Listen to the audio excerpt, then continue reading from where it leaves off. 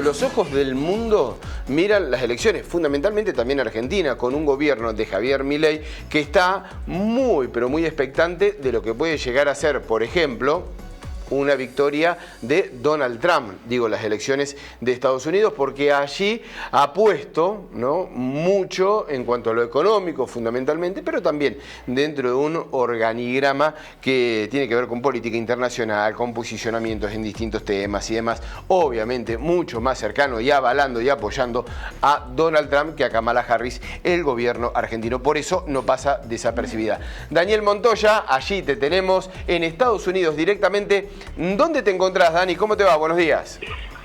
¿Qué tal, Mariano? Estoy en Chicago, que es un bastión demócrata que, bueno, el bastión demócrata que en este estado de Illinois le está salvando la ropa a este partido que ha ido perdiendo mucho sustento a nivel que es uno de los grandes cortes que tiene este proceso electoral, que es la división entre el voto de las ciudades, el voto urbano y el suburbano.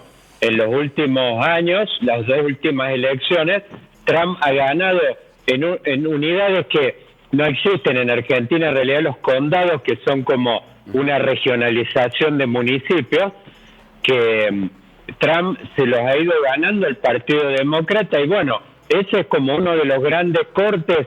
Esta es una elección de grandes contrastes, Mariano, donde vas, contraste que uno habla de la grieta en Argentina, pero lo nuestro es nada al lado de esto.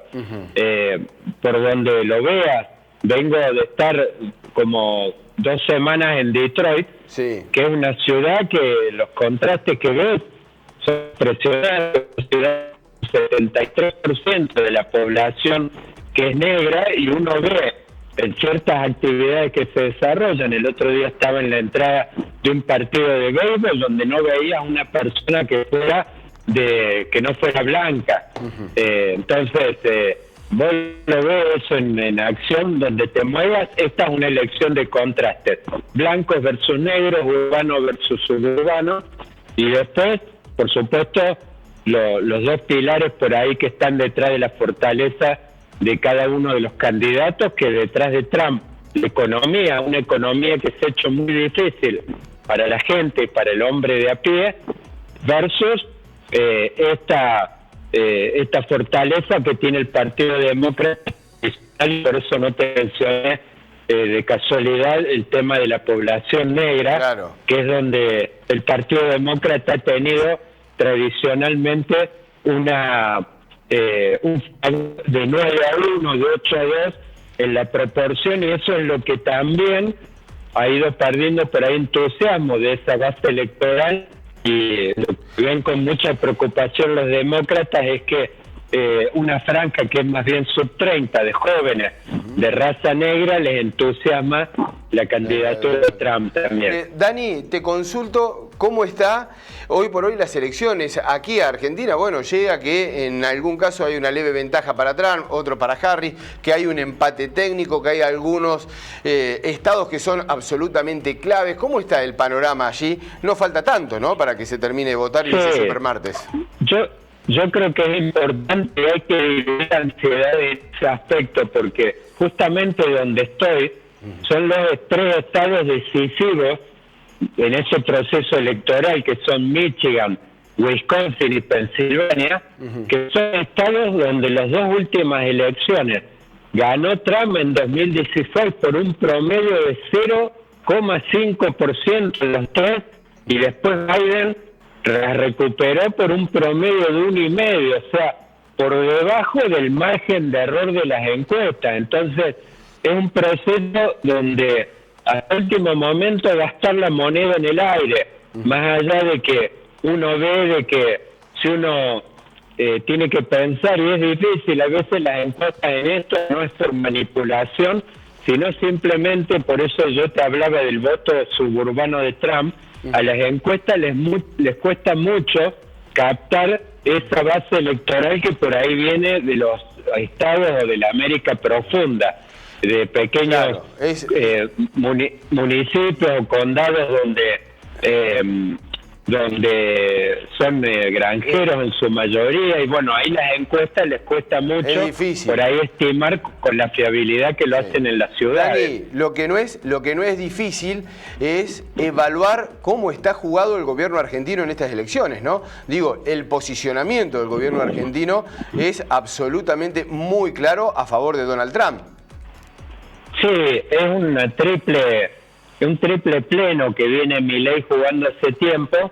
Lo vemos a la par también con Israel, con una postura que por ahí también escandaliza y que muchos israelíes mismos dentro de Israel no sostienen.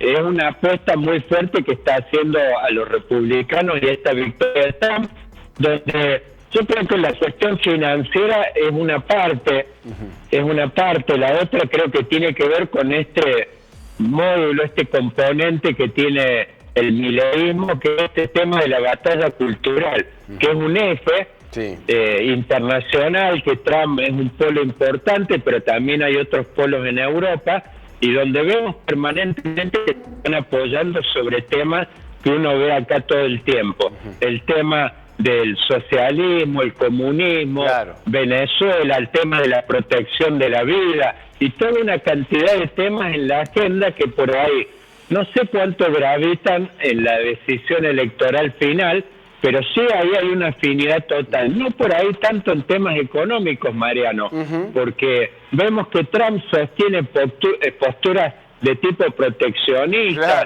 cuidar a la empresa americana, los empleos americanos de que no se vayan a China, a México, y ahí Milei sostiene una postura globalista extrañamente, por ahí más simpática para el posicionamiento internacional que tiene China, que favorece mucho el libre comercio, y para ellos es el mejor de los mundos. Así que me parece que si eventualmente a Milei no se le dan las cosas como él espera, eventualmente, y ya lo vimos con China, cómo fue reculando el chancleta, inclusive ayer en la columna de España hablaba de un off donde le habría dicho al embajador de Estados Unidos: yo hablo con China y me resuelven las cosas en 24 horas. Ahora, con el Fondo Monetario seguimos remando en dulce de leche y Estados Unidos no hace nada. Entonces, ahí creo que por ahí vamos a ver quizás en estos días que vienen por delante, si por ahí ocurre lo que no espera Milei, que es la victoria de Harris, me parece que ahí también va a haber alguna suerte de garrochazo y de cambio de postura en temas donde él también tiene afinidad con los demócratas y no con Trump. Por ejemplo, la intervención en Ucrania. Ahí lo vemos a Milei militando fervientemente digamos, la figura de Zelensky y el tema del apoyo a la guerra en Ucrania. Sabemos que Trump es muy hostil en general a cualquier tipo de intervención bélica, inclusive en una campaña hace poco dijo: cada viaje de Zelensky a Estados Unidos nos cuesta $60.000 millones. Es más, cuando fue gobierno, no hubo ningún tipo de acción bélica de Donald Trump en ninguna parte del mundo, ¿no? Durante su gobierno. Claro, él tiene más afinidad, por eso te decía, en todo este tema de la batalla cultural, donde uno puede pensar un personaje de ahí de Córdoba, que uno lo ve joven, muy influyente en la influye por ahí en los discursos de Milei, quizás el que llevó a Laves, que es Agustín Laje.